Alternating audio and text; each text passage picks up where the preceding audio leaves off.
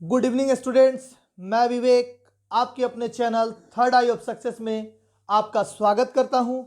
आज हम लोग 20 क्वेश्चन स्टैटिक जीके का फिर से लेकर आए हैं, जो आपके आने वाले एग्जाम यानी एनटीपीसी, ठीक है, सीबीटी 2, ठीक है, यानी इसमें 50 नंबर का जीके जीएस है, ध्यान रखिएगा। इसलिए उसके बाद ग्रुप डी और उसके बाद इसके बाद स्टेट एग्जाम में हमारे झारखंड से जेएसएससी, सीजीएल, ठीक, सीजीएल, ये एग्जाम, इन तीनों एग्जाम के लिए इंपॉर्टेंट होगा। ये सारे क्वेश्चन, बहुत स्टूडेंट का मेरे पास मैसेज आ रहा था कि ये क्वेश्चन को केवल हम लोग आंसर पे आते थे, ठीक है, और आंसर के अलावा फैक्ट्स नहीं बता पाते थे, ठीक है, नहीं बताने का टाइम होता था या जो भी, ठीक है। तो अब क्या हो रहा है कि मैं एक्स्ट्रा फैक्ट्स लिख कर ही लाया हूं, ताकि एक भी एक्स्ट्रा फैक्ट्स जो इससे रिलेटेड है इस क्वेश्चन से, वो आपसे छूटे नहीं।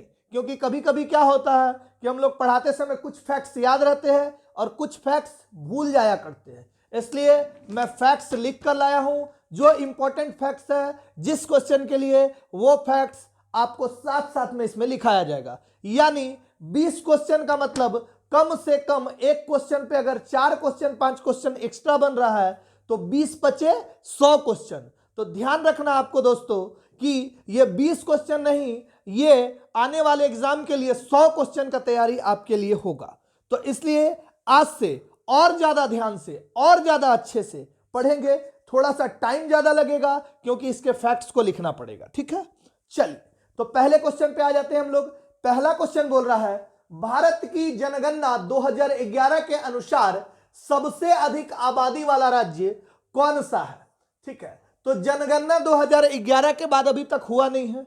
उस समय के हिसाब से सबसे अधिक आबादी उत्तर प्रदेश का है, और उत्तर प्रदेश का आबादी दोस्तों 19 करोड़ है। कितना है? 19 करोड़ के आसपास, लगभग 20 करोड़, अब तो बढ़ भी गया होगा, ठीक है, जिस रफ्तार से जनसंख्या बढ़ रहा है।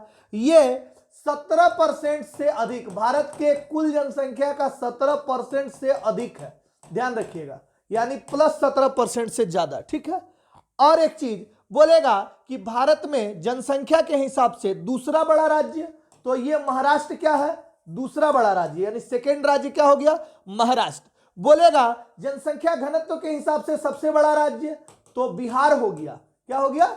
बिहार। जनसंख्या घनत्व के हिसाब से, घनत्व मतलब घना, एक प्रति वर्ग किलोमीटर में जितने लोग रहते हैं उसको घनत्व बोलते हैं, ठीक है। जैसे बोलेगा सबसे कम घनत्व तो अरुणाचल प्रदेश का 17 व्यक्ति प्रति वर्ग किलोमीटर है, ठीक है। तो सबसे ज्यादा घनत्व किसका? तो बिहार का है, ठीक है। दूसरा चीज पूछता है कि प्रथम जनगणना कब हुई थी? तो सबको पता है प्रथम जनगणना, क्या पूछता है आपसे? प्रथम जनगणना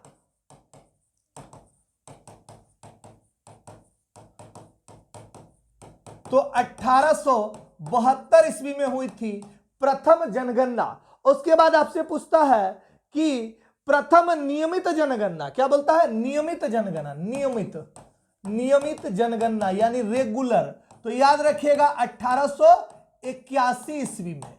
उसके बाद एक क्वेश्चन और पूछता आपसे कि जनसंख्या में सबसे ज्यादा वृद्धि दर किस दशक में देखा गया? तो जनसंख्या में सबसे ज्यादा वृद्धि दर 71 से 81 वाले में देखा गया है। कितना? 1971 से 1981, 1971 से 1981 ईस्वी के बीच जो ये 10 वर्ष का काल रहा, इसमें सबसे ज्यादा जनसंख्या वृद्धि हुआ, जनसंख्या वृद्धि, ठीक है, ध्यान रखना ये चीज। अब बोलेगा जनगणना का महान विभाजक वर्ष, तो 1921। क्या बोलेगा? जनगणना का महान विभाजक वर्ष, महान विभाजक वर्ष तो 1921। और बोलेगा जनगणना का लघु विभाजक वर्ष, जनगणना का लघु विभाजक वर्ष तो बोलिएगा 1951, ध्यान रखिएगा 1951, ठीक है। इतने फैक्ट्स इससे रिलेटेड थे। अच्छा, 1872 में लॉर्ड मेयो थे और 1881 में लॉर्ड रिपन थे, 1872 में किसके कार्यकाल में, लॉर्ड मेयो, ठीक, और ये लॉर्ड रिपन के काल में, लॉर्ड रिपन, ध्यान रखिएगा।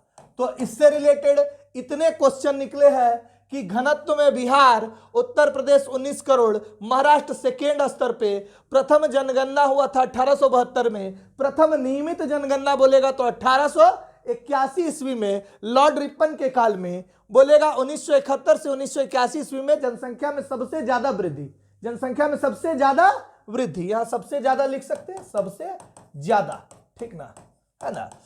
जनगणना का महान विभाजक वर्ष बोलेगा तो 1921, और जनगणना का लघु विभाजक वर्ष बोलेगा तो 1951। तो एक क्वेश्चन पे आप सोच सकते हैं, कम से कम यहां 7 से 8 क्वेश्चन हो रहा है, ठीक है। इस तरह से हम लोग बढ़ते हुए क्वेश्चन पढ़ेंगे, थोड़ा सा टाइम लगेगा, लेकिन टाइम थोड़ा ज्यादा लगेगा, लेकिन आप सटीक चीज सीखिएगा, ठीक है। चलिए नेक्स्ट क्वेश्चन पे आ जाते हैं। क्वेश्चन है आईएसआई का पूरा नाम क्या है, ठीक है। आईएसआई सबको पता है कि पाकिस्तान की क्या है, सुरक्षा एजेंसी है, जैसे हम लोग का रॉ है उसी तरह से आईएसआई है। तो इसका होता है inter services intelligence, inter services intelligence, ठीक है।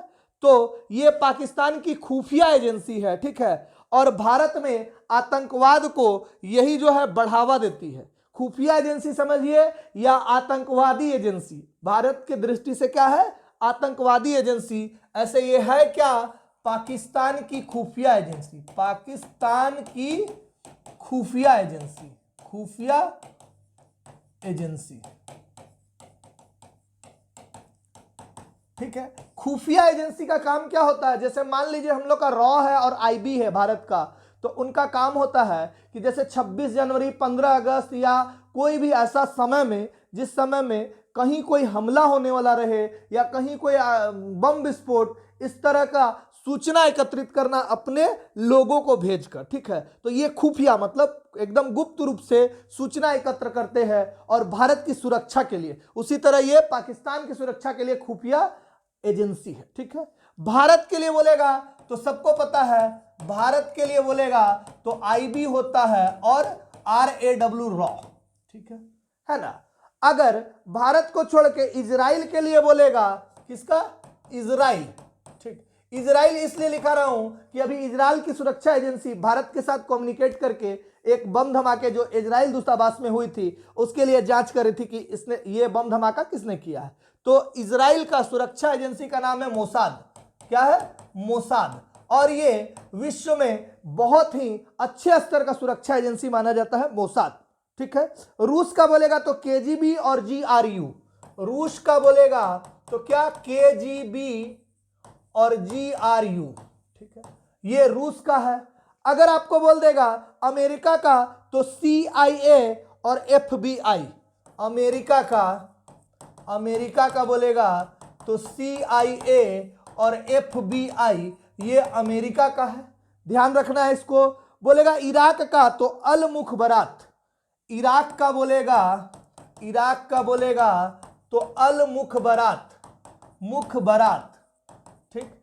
इराक की सुरक्षा एजेंसी का नाम है अल मुखबरात, और मिस्र की सुरक्षा एजेंसी का बारे में बोलेगा तो अल केवल हटा देना है और हो जाएगा मुखबरात, ठीक है। यह मिस्र की सुरक्षा एजेंसी है मुखबरात। ईरान की सुरक्षा एजेंसी बोलेगा तो सावाक, ईरान की बोलेगा तो सावाक, ठीक है। तो इतने तरह के सुरक्षा एजेंसी हो सकता है, यहां पाकिस्तान के बारे में पूछा आपसे किसी और का पूछ दे, ठीक है। चलिए नेक्स्ट क्वेश्चन पे चलते हैं। यहां यूएसए का राष्ट्रीय खेल कौन सा है, तो यूएसए का राष्ट्रीय खेल कौन सा है, तो यूएसए यानी अमेरिका का राष्ट्रीय खेल कौन सा है, बेसबॉल, ठीक है। रग्बी फुटबॉल किसका है, स्कॉटलैंड का, ठीक है। रग्बी फुटबॉल स्कॉटलैंड का है। बैडमिंटन बोलेगा तो मलेशिया और इंडोनेशिया का है, बैडमिंटन बोल देगा तो किसका है, मलेशिया और इंडोनेशिया, कैसे याद रखिएगा, सिया सिया लगा हुआ है तो बैडमिंटन, क्या लगा हुआ है, सिया सिया लगा हुआ है तो बैडमिंटन, ठीक है। जूडो जापान, क्रिकेट इंग्लैंड और ऑस्ट्रेलिया, सबको पता है जूडो कहाँ का है, जापान का है। क्रिकेट तो लिखने का जरूरत नहीं है, इंग्लैंड और क्या हो जाएगा, ऑस्ट्रेलिया, ठीक है।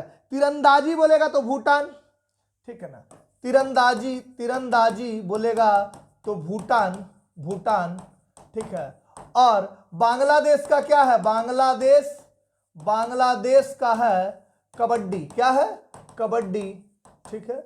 बांग्लादेश का है कबड्डी, कम खर्चा में निपटने वाला खेल, ठीक है, बांग्लादेश का है। चीन का है टेबल टेनिस और कनाडा का है आइस हॉकी। चीन का क्या हो जाएगा, टेबल टेनिस, टीटी, और कनाडा का क्या हो जाएगा, कनाडा का ice hockey, ice hockey. Bharat का सबको पता है ही, ठीक है, हॉकी है, और पाकिस्तान का भी हॉकी है। चलिए अब नेक्स्ट क्वेश्चन पे आ जाते हैं। इतना देश का पता चल गया। सौर पैनल में निम्न में से कौन सी धातु प्रयुक्त होती है, तो सौर पैनल में दोस्तों सिलिकॉन धातु प्रयोग होती है, ठीक है। सिलिकॉन क्या है, सेमीकंडक्टर है, क्या है, सेमीकंडक्टर, ठीक, सेमीकंडक्टर है सिलिकॉन। अगर सिलिकॉन वैली बोलेगा, सिलिकॉन वैली, तो किसको बोलते हैं, बेंगलुरु को, बेंगलुरु, ठीक, क्योंकि, और बोलेगा आईसी चिप किसके द्वारा बनती है, आईसी चिप, तो आप बोलिएगा सिलिकॉन से बनती है आईसी चिप, और आईसी चिप बनती कहाँ है, बेंगलोर में बनती है भारत में, इसलिए बेंगलोर को क्या बोलते हैं, सिलिकॉन सिटी या सिलिकॉन वैली के नाम से जानते हैं। चलिए नेक्स्ट क्वेश्चन पे चलते हैं। अल्फ्रेड नोबल ने किसका आविष्कार किया था, तो यहां पे रेडियम का आविष्कार कौन की थी, मैडम क्यूरी, मैडम क्यूरी, ठीक है। एक्सरे का आविष्कार कौन किया था, रोएंटजन, रोएंटजन। बारूद का आविष्कार, दिमाग से मेरा उतर रहा है, ठीक है, बारूद का आविष्कार भी कोई किया था, ठीक है, आगे बारूद से क्वेश्चन भी होगा, ठीक है। यहां पे ऑप्शन में अल्फ्रेड नोबल का दिया हुआ नहीं है, ये गलत ऑप्शन लिखा हुआ है, इसी को सुधार के लिख लेते हैं। अल्फ्रेड नोबल जो है डायनामाइट, डायनामाइट, ठीक है, ऑप्शन गलत टाइप किया हुआ है। अल्फ्रेड नोबल डायनामाइट का आविष्कार किया था, ठीक है, और 1867 में, कब, 1867 में, 1867 में डायनामाइट के आविष्कार पर इसको इतना ज्यादा पैसा मिला था इस आविष्कार के चलते कि उस पैसे को वो रख दिया, और रख के उसका जो इंटरेस्ट आता है उसी से अपने नाम पर नोबल पुरस्कार शुरू कर दिया। कौन सा, नोबल पुरस्कार, ठीक, इसी का जो रखा हुआ पैसा है आज तक, उसका जो इंटरेस्ट आता है उसी से लोगों को नोबल पुरस्कार दिया जाता है। और भारत में सबसे पहले किसको नोबल पुरस्कार मिला था, 1913 में रविंद्रनाथ टैगोर को, ठीक है, तो ध्यान रखना है ये, ठीक है। नोबल पुरस्कार शुरू कब से हुआ पूछेगा, तो नोबल पुरस्कार शुरू हुआ 1901 ईस्वी से, और सबसे पहले भारत में 1913 में रविंद्रनाथ टैगोर को गीतांजलि के लिए मिला था नोबल पुरस्कार साहित्य के क्षेत्र में, ठीक है। कितने क्षेत्र में दिया जाता है पूछेगा, तो 6 क्षेत्र में, ठीक है। चलिए आगे बढ़ते हैं। टॉक्सिकोलॉजी किसका अध्ययन है, टॉक्सिकोलॉजी बोल रहा है, तो किसका अध्ययन है, जहर का, किसका अध्ययन है, जहर का। बोलेगा हिप्नोलॉजी, 2-4 जो इंपॉर्टेंट है, हिप्नोलॉजी, ठीक, ये किसका है, ये नींद का अध्ययन है। हिप्नोलॉजी किसका है, नींद का। और बहुत सारा होता है, सोरोलॉजी, ठीक है, लेकिन जो जो आप जानते हैं उसको नहीं, कुछ कुछ चीज है इसमें, जैसे टेलीपैथी, मानसिक संक्रमण, टेलीपैथी, ठीक है, ये किसका है, मानसिक संक्रमण, मानसिक संक्रमण, संक्रमण, ध्यान रखिएगा, टेलीपैथी, ठीक है, जो थोड़ा कम आता है रेयर में और पूछ सकता है आपसे, इंपॉर्टेंट तो है, ठीक है। न्यूरोलॉजी पता है, तंत्रिका का अध्ययन सबको, ठीक ना। लेक्सिकोग्राफी, एक ये है इंपॉर्टेंट, लेक्सिकोग्राफी, लेक्सिकोग्राफी, ठीक है। लेक्सिकोग्राफी ये शब्दकोश संकलन या लिखने की कला, ये क्या है, शब्दकोश, शब्दकोश संकलन, संकलन या लिखने की कला, या लिखने की कला, लिखने की कला, ठीक है। इसका अध्ययन है, ठीक है। बाकी सोरोलॉजी जो है छिपकली का अध्ययन है, ठीक है ना। ऑफियोलॉजी, ठीक है, सांपों का अध्ययन है, ठीक है। इस तरह से आप आराम से याद कर सकते हैं, बहुत सारा लॉजी करके होता है, ठीक है। चलिए नेक्स्ट क्वेश्चन पे चलते हैं। इनमें से किस देश में सबसे छोटे सिक्के को पैसा नहीं कहा जाता है? तो सबसे छोटे सिक्के को पैसा कौन देश में नहीं कहा जाता है? तो यहां श्रीलंका में सबसे छोटे सिक्के को पैसा नहीं कहा जाता है, ठीक है। श्रीलंका का पुराना नाम बोलेगा तो याद रखिएगा सिंघल, सिंघल। श्रीलंका का पुराना नाम सिंघल है और ताम्र प्राणी भी बोलते, ताम्र प्राणी, ठीक है। अगला क्वेश्चन है, निम्न में से कौन सा प्रोग्रामिंग भाषाओं के समूह का सदस्य नहीं है? तो C++ प्रोग्रामिंग लैंग्वेज है, high level language. Java programming language है, high level language. Assembly language भी एक प्रोग्रामिंग लैंग्वेज है, लेकिन POP3 ये प्रोग्रामिंग लैंग्वेज नहीं है। यही इसका हो गया आंसर। चलिए, भारत में श्वेत क्रांति का जनक किसे जाना जाता है? तो श्वेत क्रांति के जनक कौन है? वर्गीज कुरियन। ध्यान रखिएगा, श्वेत क्रांति के जनक वर्गीज कुरियन। और 2-3 चीज बात जानिएगा, श्वेत क्रांति का संबंध किससे है? दूध उत्पादन से, दूध उत्पादन, ठीक।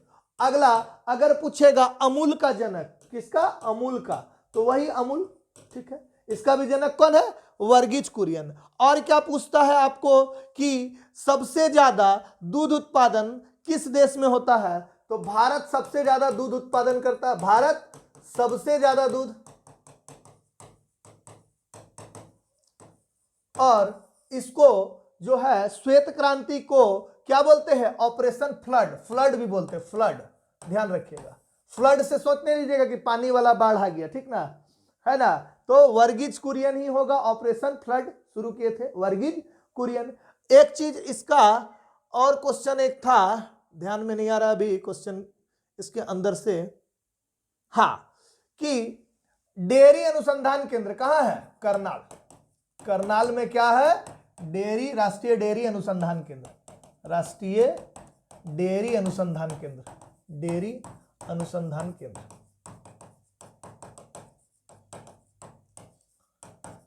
करनाल, करनाल कहाँ है? हरियाणा में, ठीक है। तो इतना क्वेश्चन इससे रिलेटेड है, देखिए। चलिए, पृथ्वी के आकार की तुलना में निम्न में से सबसे बड़ा ग्रह कौन सा है? तो पृथ्वी की आकार की तुलना में सबसे बड़ा ग्रह कौन सा है? बृहस्पति ग्रह। कौन सा है? बृहस्पति ग्रह। बृहस्पति को कौन सा ग्रह बोलते हैं? पीला ग्रह, ठीक। मंगल को कौन सा बोलते हैं? लाल ग्रह। कौन सा बोलते हैं? लाल ग्रह। अच्छा, वरुण को क्या बोलते हैं? वरुण को हरा ग्रह। क्या बोलते हैं? हरा ग्रह। शनि को क्या बोलते हैं? छल्ला युक्त ग्रह, छल्ला युक्त, या रिंग। क्या बोलते हैं? रिंग, ठीक है। ये ग्रह का है, ठीक है। ये सबको ये सब ग्रह बोलते हैं, ठीक है। चलिए, अब पृथ्वी को तो आपको पता है, ये है नीला ग्रह। और कुछ इंपॉर्टेंस इसमें और कोई क्वेश्चन नहीं आता। चलिए नेक्स्ट, भारत का संविधान खालिस्तान को लागू हुआ। बोला भारत का संविधान अंगीकृत कब हुआ? पूछता अंगीकृत यानी बना कब? तो बोलते 26 नवंबर 1949। और लागू बोलेगा तो क्या बोलिएगा? 26 जनवरी 1950। तो यहां लागू शब्द बोला है तो 26 जनवरी 1950, तो गलती नहीं हो जाए भाई, ठीक है। ध्यान रखना है आपको, ठीक है। दूसरा चीज, पहली बार तिरंगा जो फहराया गया था 26 जनवरी 1930 को, पहली बार तिरंगा 26 जनवरी 1930 को फहराया गया था। इसीलिए ये जो है ये 26 जनवरी 1950 को क्या लागू हुआ था? संविधान लागू हुआ था। अब बोलेगा संविधान सभा की पहली बैठक, तो 9 दिसंबर 1946। संविधान सभा की फर्स्ट मीटिंग किसका? संविधान सभा का, संविधान सभा। तो याद रखिएगा 6 दिसंबर 1946। इसमें अध्यक्ष कौन थे? तो इसमें अध्यक्ष थे सच्चिदानंद सिन्हा, सच्चिदानंद सिन्हा, ठीक। ये जो है संविधान सभा के अस्थाई अध्यक्ष, क्वेश्चन पूछता है अस्थाई अध्यक्ष कौन थे, तो सच्चिदानंद सिन्हा। इसके बाद 6 दिसंबर लिख दिए है, 9 दिसंबर, गलती से 6 दिसंबर लिखा गया, ठीक है वही रिपीट, 9 दिसंबर, ठीक है 9 दिसंबर 1946 और 11 दिसंबर 1946, 11 दिसंबर 1946 को अगला मीटिंग हुआ। इसमें कौन थे, राजेंद्र प्रसाद अध्यक्षता किए थे, राजेंद्र प्रसाद, ये अस्थाई अध्यक्ष थे संविधान सभा के, अस्थाई अध्यक्ष, ध्यान रखिएगा। तो इतना क्वेश्चन इसके अंदर से पूछ सकता है, जो इंपॉर्टेंट है वही बता रहे, ठीक है। चलिए नेक्स्ट क्वेश्चन पे आ जाते हैं। परमाणु विखंडन खालिस्तान की प्रक्रिया है, तो परमाणु विखंडन किसकी प्रक्रिया है ये बोल रहा है। तो परमाणु विखंडन जो है एक भारी परमाणु नाभिक के उपखंड, ये परमाणु विखंडन, विखंडन का मतलब क्या, टुकड़ा में बढ़ जाना, यानी एक भारी परमाणु नाभिक के उपखंड में डिवाइड हो जाना, ठीक ना, यानी उपखंड में टूटने की प्रक्रिया, यहां पे उपखंड में टूटने की प्रक्रिया, टूटने की प्रक्रिया, ठीक, ध्यान रखिए ये क्या हो जाएगा आंसर, परमाणु विखंडन, विखंडन मतलब टूटना किसी भी चीज का।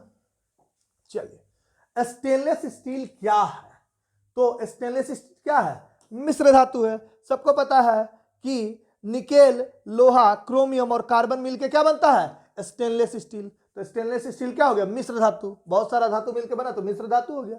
चलिए चलती लिफ्ट में व्यक्ति के वजन पर क्या असर होगा, ठीक, तो भार नहीं बदलेगा, चलती लिफ्ट में भार नहीं बदलेगा। अब बोलेगा कि लिफ्ट धीरे धीरे ऊपर जा रहा है, तब क्या होगा, ऊपर जा रहा है तो क्या हो जाएगा, बढ़ जाएगा, भार क्या हो जाएगा, बढ़ जाएगा। नीचे आ रहा है तो क्या हो जाएगा, भार घट जाएगा, घट जाएगा, ठीक। लेकिन बोलेगा एक समान चाल से, एक समान चाल से, एक समान चाल से या वेग से, चाल नहीं लिख रहता, एक समान वेग से ऊपर या नीचे, ऊपर या नीचे, तब बोलेंगे कोई परिवर्तन नहीं, ठीक, कोई परिवर्तन नहीं होगा, भार में कोई परिवर्तन नहीं होगा। और बोलेगा कि अगर लिफ्ट टूट जाएगा, ठीक है, तो क्या हो जाएगा, टूट जाएगा, टूट जाएगा तो क्या हो जाएगा, भारहीन, क्या हो जाएगा, जीरो, शून्य भार, ठीक है, यानी भारहीन हो जाएगा, भारहीनता बोलते हैं। 4 क्वेश्चन ये लिफ्ट से पूछता है, हमेशा पूछता है, ध्यान रखना है। ऊपर जाएगा तो बढ़ जाएगा, नीचे आएगा तो लगता है ना वेट एकदम कम हो गया, ऐसे नीचे आ रहे तो नीचे आएगा तो घट जाएगा, एक समान वेग से ऊपर जाएगा या एक समान वेग से नीचे आएगा तो कोई परिवर्तन नहीं होगा, यही सिचुएशन, भार नहीं बदलेगा। और टूट जाएगा तो एकदम जीरो हो जाएगा, ठीक है ना, तो शून्य, यानी भारहीनता, शून्य या ऑप्शन में क्या दिया रहेगा, भारहीनता, ठीक है। चलिए नेक्स्ट क्वेश्चन पे चलते हैं। देखिएगा, प्रोजेक्ट लून खालिस्तान की एक खोज इंजन परियोजना है जिसके माध्यम से उच्च ऊंचाई वाले हीलियम से भरे गुब्बारे का उपयोग कर ग्रामीण और दूरदराज के क्षेत्रों ने इंटरनेट की पहुंच प्रदान की जा सके, ठीक। तो ये प्रोजेक्ट लून किसका है, तो प्रोजेक्ट लून गूगल का है, किसका है, गूगल का, ठीक है, ध्यान रखिएगा। और यहां माइक्रोसॉफ्ट दिया है, तो माइक्रोसॉफ्ट के सीईओ बोलेगा तो ध्यान रखिएगा सत्या नडेला, है ना। चलिए नेक्स्ट क्वेश्चन पे आ जाते हैं। भारत सरकार 2012-2017 की खालिस्तान पंचवर्षीय योजना का ड्राफ्ट तैयार किया जा रहा है, तो कौन सा, 12 से 17 12वीं पंचवर्षीय योजना, कौन सा, 12वीं पंचवर्षीय योजना। पंचवर्षीय योजना शुरू कब से हुआ था, तो प्रथम पंचवर्षीय योजना 1951 से शुरू हुआ था, कब से, 1951 से, STRAT, ठीक ना, ठीक, 1951 से स्टार्ट हुआ था, ठीक है। और सबसे पहले 1928 में पंचवर्षीय योजना कहां हुआ था, रूस में लागू हुआ था, सबसे पहले रूस में कब हुआ था, 1928 में सबसे पहले लागू हुआ था, सबसे पहले रूस में लागू हुआ था 1928 में पंचवर्षीय योजना। पंचवर्षीय योजना का मतलब आप जानते हैं 5 साल का योजना तैयार करना, ठीक है, 12 से 17 मतलब 5 साल का, तो 12वीं पंचवर्षीय योजना ये हुआ। ठीक है, चलिए। और 15 मार्च 1950 को योजना आयोग बना था। दो चीज जान लीजिए, 15 मार्च 1950 को क्या बना था? योजना आयोग। योजना आयोग, इसका पता है ही बारे में। योजना आयोग का पदेनाध्यक्ष कौन होते हैं? तो योजना आयोग का पदेनाध्यक्ष प्रधानमंत्री होते हैं। ठीक है, और 1 जनवरी 2015 को इसका नाम क्या रख दिया गया? 1 जनवरी 2015 को इसका नाम कर दिया गया नीति आयोग। नीति आयोग, योजना आयोग का नाम क्या कर दिया गया? नीति आयोग। मोदी सरकार आने के बाद इसका नाम क्या कर दिया गया? नीति आयोग। चलिए, सिंधु घाटी सभ्यता की सबसे महत्वपूर्ण विशेषता क्या थी? ठीक, तो सबसे महत्वपूर्ण विशेषता सिंधु घाटी की सभ्यता की यही थी कि ये शहरीकृत था। ठीक, और कांस्ययुगीन सभ्यता थी। ठीक है, तो शहरीकृत मतलब ईंट के बने भवन थे। यही क्या हो जाएगा? सही। ठीक है, और जैसे शहर में चौड़े चौड़े रोड होते थे, दोनों तरफ से दरवाजा होता था खुलने का, ईंट से पक्का मकान बनता था, वैसे ही सेम होता था, तो ईंट के बने भवन। यही क्या हो जाएगा? सिंधु घाटी सभ्यता का विशेषता।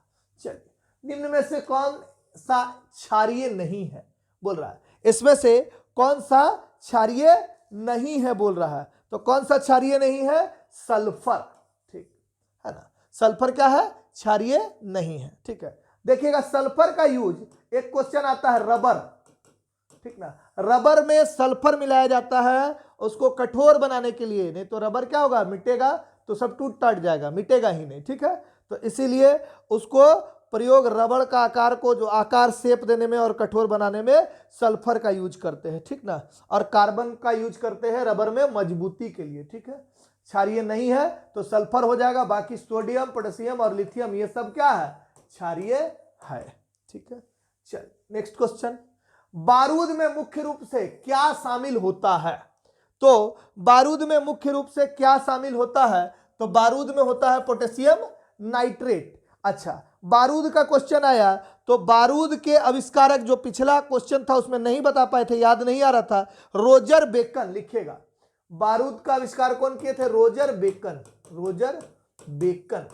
ठीक है, दिमाग से कुछ बातें उतर जाती है और कुछ बातें रहती है, इसीलिए मैं एक एक पॉइंट लिख कर लाया हूं ताकि अच्छे से सारा चीज बता सकूं, आपके काम आ सके। ठीक है ना। ओवर कॉन्फिडेंस में मैं ये नहीं चाहता हूं कि आपका इसमें का कुछ भी इंपॉर्टेंट पॉइंट्स जो मैं जानता हूं वो आपको ना बता पाऊं, इसलिए बताना जरूरी है, इसलिए। ठीक है, तो रोजर बेकन। ठीक है, बारूद के निर्माण में क्या मिलता है? सोरा।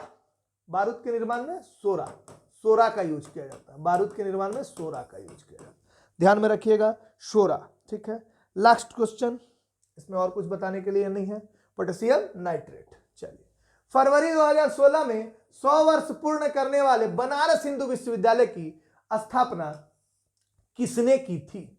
ठीक है, तो बनारस हिंदू विश्वविद्यालय की स्थापना मदन मोहन मालवीय ने की थी। किसने? मदन मोहन। और 1915 में इन्होंने हिंदी महासभा की स्थापना भी की थी। कौन सा? हिंदू महासभा, हिंदी नहीं, हिंदू महासभा की स्थापना 1915 में। और 1916 में, ठीक है, क्या किए थे ये? 20 फरवरी 1916 में जो है बनारस हिंदू विश्वविद्यालय की स्थापना किए थे, तभी जाके 100 साल हुआ।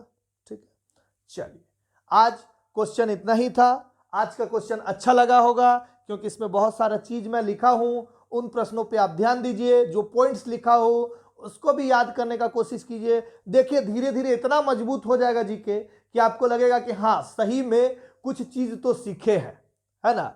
ये आपको नहीं लगेगा कि आया बेकार में बकार चला गया। ठीक है, तो इसलिए कुछ चीज तो जरूर सीखिएगा। और समय भी मैं कम लेता हूं, इधर उधर की बातें नहीं करता हूं, इसलिए अगर अच्छा लग रहा है वीडियो तो चैनल से बने रहिए और लोगों को शेयर कीजिए वीडियो, और खुद भी सब्सक्राइब कीजिए और वीडियो को अच्छे से देखिए, नॉलेज गेन कीजिए। चलिए, धन्यवाद।